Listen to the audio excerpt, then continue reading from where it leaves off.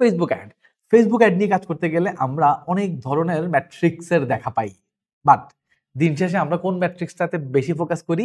আমরা যে ম্যাট্রিক্সটায় বেশি ফোকাস করি সেটা হচ্ছে ROAS, অর্থাৎ রিটার্ন অন অ্যাড স্পেন্ডিং। আমরা দেখার চেষ্টা করি বা বোঝার চেষ্টা করি আমার সিপিএম যাই হোক, আমার ফ্রিকোয়েন্সি যাই হোক, আমার সিটিআর যাই হোক, আমার রিটার্ন অ্যাকচুয়ালি কত? তো দিন শেষে আমাদের মেইন অবজেক্টিভ কিন্তু রিটার্নটাই, যে আমি $1 খরচ করে কত ডলার রিটার্ন আনতে পারছি। That is the main fact. এটা আমি বিশ্বাস করি। সো এখন পয়েন্ট হচ্ছে আপনার এই রিটার্নটাও না আপনার কন্ট্রোলে থাকে না। অনেক সময় থাকে না। লাইক ধরেন আপনি খেয়াল করে দেখবেন কখনো আপনার ক্যাম্পেইন ভালো পারফর্ম করতেছে, কখনো আবার আপনার ক্যাম্পেইন খারাপ পারফর্ম করতেছে, কখনো আপনার সিপিআর মানে কস্ট পার রেজাল্ট অনেক লো, কখনো আবার সিপিআর অনেক হাই। সো যখন আমাদের সিপিআর অনেক হাই হয়ে যায় বা আমরা যখন ফিল করি ইস! আমার ক্যাম্পেইনটা যদি এই সময় বন্ধ করতে পারতাম, তাহলে আমি হয়তো এই টাকাটা সেভ করতে পারতাম। কখনো আমরা চিন্তা করি ইস! যদি আমার ক্যাম্পেইনটা এই জায়গায় পজ থাকতো অথবা এই জায়গায় এসে আমার বাজেটটা যদি কমে যেত, তাহলে আমি আমার ক্যাম্পেইন থেকে একটা বেটার রেজাল্ট পাইতাম বা বেটার রিটার্ন পাইতাম। ওকে? কারণ আমাদের দিন শেষে কিন্তু মেইন অবজেক্টিভ একটা better return, not better CTR, not better frequency. এগুলো আসলে আমাদের অবজেক্টিভই না। আমাদের মেইন অবজেক্টিভ হচ্ছে বেটার রিটার্ন। এখন এই বেটার রিটার্ন পাওয়ার জন্য আপনাকে আবার কি করতে হয়? বেটার ভাবে আপনার এডগুলোকে অপটিমাইজ করতে হয়। সো আমি জানি না আপনারা কতজন এটা জানেন যে ফেসবুকের ভেতরেই অটোমেটেড রুলস নামের একটা অপশন আছে। এই অটোমেটেড রুলসকে ব্যবহার করে আপনি চাইলে আপনার ক্যাম্পেইনকে ওভারঅল বা আপনার ক্যাম্পেইনের পারফরম্যান্সকে ওভারঅল আপনি অপটিমাইজ করতে পারেন। আমি একটা এক্সাম্পল যদি দেই, আমরা যখন অটোমেটেড রুলস নিয়ে কাজ করতে পারি বা অটোমেটেড রুলস নিয়ে আমরা যদি কাজ করি, আপনি আপনার অটোমেটেড রুলস এর ভেতর থেকে মানে এই অপশনটার ভেতর থেকে আপনি আপনার ক্যাম্পেইনের রুলস সেট করতে পারেন, আপনি আপনার অ্যাড সেটের রুলস সেট করতে পারেন, ইভেন আপনি আপনার অ্যাডেও রুলস সেট করতে পারেন। জিনিসটা হচ্ছে এমন, ধরেন আমরা ফেসবুকে এভাবে বলে দিতে পারি যে, "ভাই তুমি একটা কাজ করবা। যদি তুমি কখনো দেখো আমার ফ্রিকোয়েন্সি ৪ এর বেশি চলে গেছে।" আমরা সবাই জানি কিন্তু কম বেশি যে ফ্রিকোয়েন্সি ৪ এর উপর যাওয়াটা খুব ভালো কিছু না। সো আপনি ফেসবুকে বলে দিতে পারেন বা একটা রুল সেট করে দিতে পারেন। "তুমি যদি কখনো দেখো আমার ফ্রিকোয়েন্সি ৪ এর উপর চলে যাচ্ছে, তুমি আমাকে একটা নোটিফিকেশন পাঠাবা।" বিশ্বাস করেন ফেসবুক আপনাকে একটা নোটিফিকেশন পাঠাবে যে তোমার ভাই ৪ এর উপর ফ্রিকোয়েন্সি চলে গেছে। অথবা তাকে আপনি বলতে পারবেন, "আমার ফ্রিকোয়েন্সি যদি ৪ এর উপর চলে যায়, তুমি আমার এই অ্যাডটাকে বন্ধ করে দিবা বা তুমি আমার পুরো ক্যাম্পেইনটাকে বন্ধ করে দিবা।" আপনি এইভাবে তুমি পজ করে দিবা, তুমি বাজেট কমাবা, তুমি বাজেট বাড়াবা। এভাবে আপনি আপনার প্রত্যেকটা জিনিসকে কিন্তু চাইলে কন্ট্রোল করতে পারেন। সো আপনি অলরেডি আজকে যদি চিন্তাভাবনা করেন যে, আমি এত এর বেশি খরচ করতে চাই না বা এই ম্যাট্রিক্স এত এর বেশি গেলে আমি চাই না আমার ক্যাম্পেইনটা চলুক বা আমার এত বাজেট খরচ হোক। এখন এই ক্যাম্পেইনের ম্যাট্রিক্স এটা পার হয়ে গেছে বা লাইক আমি এক্সাম্পল হিসেবে ফ্রিকোয়েন্সি কে ধরি। আমার ক্যাম্পেইনের ফ্রিকোয়েন্সি ৪ পার হয়ে গেছে। এটা আপনি কখন বুঝতেছেন? ৪ পার হয়ে যাবার পরে, তাই না? সো এমন হইতে পারে যে আপনি নোটিসই করেন নাই। হতে পারে। সো এই কারণে আপনার উচিত একটা অটোমেটেড রুল সেট করে দেয়া। আমার ফ্রিকোয়েন্সি ৪ এর উপর চলে গেলে তুমি ভাই আমাকে জানাবা, থামাবা বা পজ করবা বা বাজেট কমাবা বা বাজেট বাড়াবা। আপনি এইভাবে যদি রুলস গুলো সেট করতে পারেন ঠিকঠাক মতো, আপনার ক্যাম্পেইন থেকে আপনি আসলে বেটার রেজাল্ট পাবেন। সো আমরা অনেকেই আছি আবার ই-কমার্স বিজনেস করি। তখন আমাদের দেখা যায় যে আমাদের অনেক মাল্টিপল অফ অ্যাড সেট নিয়ে কাজ করতে হয়। সো মাল্টিপল অফ অ্যাড সেটকে ম্যানেজ করা কিন্তু টাফ। লাইক আপনি একটা ক্যাম্পেইন বানাইছেন, ওটার ভেতরে ১২ টা অ্যাড সেট দিয়ে বসে আছেন। ১২ টা অ্যাড সেট আলাদা, আলাদা করে এটাকে দেখা, ১২ টা অ্যাড সেটকে ম্যানেজ করা কিন্তু একটু কঠিন জিনিসপত্র। সো আমরা চাইলে যেটা করতে পারি সেটা হলো ১২ টা অ্যাড সেটের মধ্যে ১২ টা রুল সেট করে দিতে পারি। যে তুমি ভাই এই অ্যাড সেটে এই ঘটনা ঘটলে অ্যাড বন্ধ। ওই অ্যাড সেটে ওই ঘটনা ঘটলে অ্যাড বন্ধ। ওই অ্যাড সেটে এটা ঘটলে অ্যাড বন্ধ। সেই অ্যাড সেটে এটা ঘটলে অ্যাড বন্ধ। সো আপনাকে আর ম্যানুয়ালি জিনিসগুলোতে ফোকাস করতে হচ্ছে না। আপনি আপনার বিজনেসে ফোকাস করতে পারতেছেন। ম্যানুয়ালি এসে প্রত্যেকটা জিনিস আপনার বন্ধ করতে হচ্ছে না। বা ম্যানুয়ালি প্রত্যেকটা জিনিসের বাজেট কমাইতে হচ্ছে না। বা ম্যানুয়ালি প্রত্যেকটা জিনিসের বাজেট বাড়াইতে হচ্ছে না। সো এইভাবে আপনি কিন্তু অটোমেটেড রুলস এর হেল্প নিতে পারেন। সো চলেন আমি একটু স্ক্রিনে আপনাকে নিয়ে যাই। আমি অটোমেটেড রুলস একটু বোঝানোর চেষ্টা করছি মুখে। সো চলেন আমি আপনাকে স্ক্রিনের দিকে নিয়ে যাই অ্যান্ড স্ক্রিনে আমি দেখাই অটোমেটেড রুলসটা কোথায় থাকে অ্যান্ড এই অটোমেটেড রুলসটা আপনি কোথায়, কোথায় চাইলে এপ্লাই করতে পারেন। সো চলেন আমরা স্ক্রিনে চলে যাই। সো আমরা কথা বলতেছিলাম অটোমেটেড রুলস নিয়ে অ্যান্ড আমরা রাইট নাও আমার ল্যাপটপ স্ক্রিনে আছি অ্যান্ড ল্যাপটপ স্ক্রিন থেকে আমি আপনাকে শেয়ার করব যে আপনি একটা অটোমেটেড রুলস কিভাবে আসলে চাইলে তৈরি করতে পারেন বা অটোমেটেড রুলস গুলো আসলে কি, কিভাবে কাজ করে, কিভাবে ফাংশন করে। তো আমরা আমাদের অ্যাডস ম্যানেজারের মধ্যে আছি। আপনি এইখানে এসে আমাদের এই হ্যামবার্গার মেনু যেটা সেটা আপনি ক্লিক করবেন। ক্লিক করার পর আপনি এইদিকে কোথাও অটোমেটেড রুলস অপশনটা পেয়ে যাবেন। আমারটা যদিও এদিকে একটা দেখাচ্ছে বিকজ একটু আগে আমি এটা খুলছিলাম। তো আপনি এইখানে পাবেন অটোমেটেড রুলস অর্থাৎ আপনি অ্যাডভার্টাইজ সেকশনের আন্ডারে অটোমেটেড রুলস অপশনটা পেয়ে যাবেন। অথবা আপনি অটোমেটেড রুলসটা এখানেও পেতে পারেন। আপনার যেই ক্যাম্পেইনে আপনি রুলস সেট করতে চান, সেই ক্যাম্পেইনটা যদি সিলেক্ট করেন, এইদিকে কোথাও আপনাকে একটা রুলসের অপশন দিয়ে দিবে। তো এই যে দেখেন অটোমেটেড রুলস একটা অপশন চলে আসছে। এই যে অটোমেটেড রুলস এর আন্ডারে এই অপশনগুলো আছে। তো আমি হ্যামবার্গার মেনুর ভেতর থেকে যাই। মানে মেনু থেকে যাচ্ছি আমি। অল রুলস ক্লিক করলাম অ্যান্ড এই যে অটোমেটেড রুলস অপশনটা পেয়ে গেলাম। অটোমেটেড রুলস অপশনটা ক্লিক করলাম অ্যান্ড আমার চোখের সামনে অটোমেটেড রুলস সেট করার যে ফাংশনালিটি সেইটা এখন ওপেন হয়ে আসবে। সো এই হইল আমাদের অটোমেটেড রুলস তৈরি করার ফাংশনালিটি। এখন আপনাকে মাথায় রাখতে হবে আপনি যখন অটোমেটেড রুলস নিয়ে কাজ করবেন 100% মাথায় রাখবেন আপনি কোন অ্যাকাউন্টে অটোমেটেড রুলসটা সেট করতে চান। আপনি ডেফিনিটলি সেই রুলসটাকে সেট করে নিবেন বা ডেফিনিটলি সেই রুলসটাকে আপনি একটু ক্লিক করে নিবেন। তো আমরা অটোমেটেড রুলসের জন্য চলে আসলাম অটোমেটেড রুলস তৈরি করার ড্যাশবোর্ডে এবং এখান থেকে রুলস তৈরি করতে গিয়ে আমরা যেটা করব সেটা হচ্ছে আমরা ক্রিয়েট রুল এই অপশনটা ক্লিক করব। এই অপশনটা ক্লিক করলে আমাদেরকে রুলস তৈরি করার জন্য ফেসবুক আরেকটা ইন্টারফেস নিয়ে যাবে। তো এখানে এসে আমরা ফর এক্সাম্পল যে আমি একটা এক্সাম্পল দিচ্ছিলাম যে আপনার ফ্রিকোয়েন্সি যদি 4 এর উপর চলে যায় তাহলে এই অ্যাডটা যেন বন্ধ হয়ে যায় অথবা আপনাকে যেন একটা নোটিফিকেশন পাঠায়।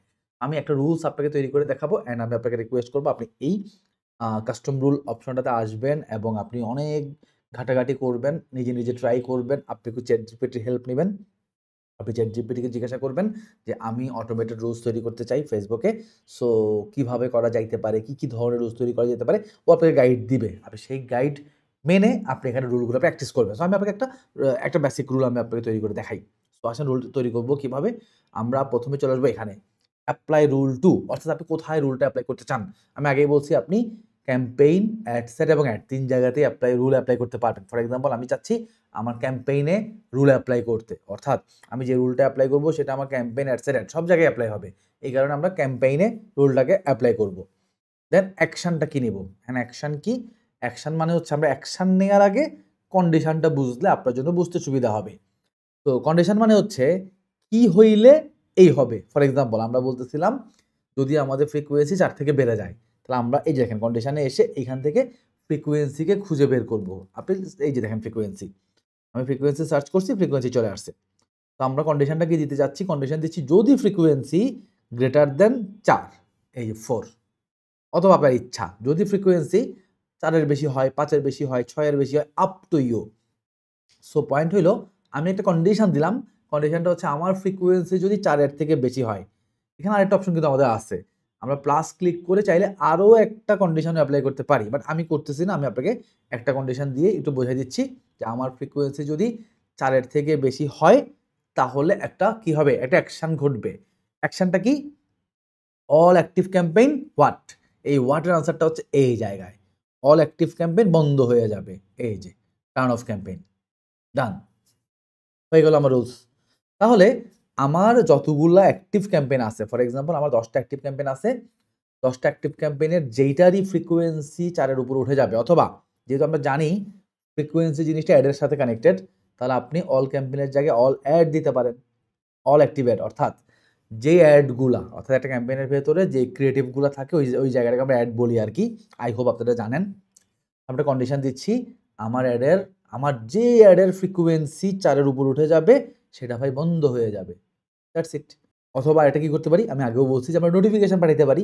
সো আমরা এই অ্যাকশন থেকে ক্লিক করলে এই যে দেখেন সেন্ড এ নোটিফিকেশন একটা অপশন আসলো যে আমি চাই না আমার এটা বন্ধ হয়ে যাক। বাট আমি চাই আমার কাছে একটা নোটিফিকেশন আসুক অ্যান্ড নোটিফিকেশনটা পাওয়ার পর আমি যেটা করব আমি একটা স্টেপ নিব। হয় বন্ধ করব, না হয় এটাকে স্কেল করব, না হয় ক্রিয়েটিভ চেঞ্জ করব, হোয়াটএভার যা করার আমি করব। আমি চাই নোটিফিকেশন। এটা আপ টু ইউ। বা অফও করতে পারেন। ওকে? ঠিক একইভাবে আপনি রুলটা ক্যাম্পেইন অ্যাডস এর অ্যাড ৩ জায়গাতে এপ্লাই করতে পারেন। অ্যাকশন একেকটাতে একেক রকম, নানা রকম অ্যাকশন ব্যবস্থা আছে। আর কন্ডিশন সবসময় যে আমরা ফ্রিকোয়েন্সি নিয়ে কাজ করব এমন না। আপনি যেকোনো ধরনের কন্ডিশন দিয়ে কাজ করতে পারেন। কি কন্ডিশন আছে দেখেন? স্প্যান্ড আমার স্প্যান্ড এত বেড়ে গেলে, life time spend, frequency, result আমার রেজাল্ট এই আসলে বা এই না আসলে, কস্ট পার রেজাল্ট এত আসলে বা না আসলে, mobile app installation, cost per mobile app অনেক কিছু আছে, হ্যাঁ? আপনি অনেক কিছু পাবেন ভাই। ওয়েবসাইট কনভার্সন এ যদি আসি এখানে এই যে all website conversion, add to payment, add to cart. So আমার অ্যাড টু কার্ট এতটা হইলে বা এতটা কম হইলে বা হোয়াটএভার আপনি এগুলো এখান থেকে ম্যানেজ করতে পারবেন।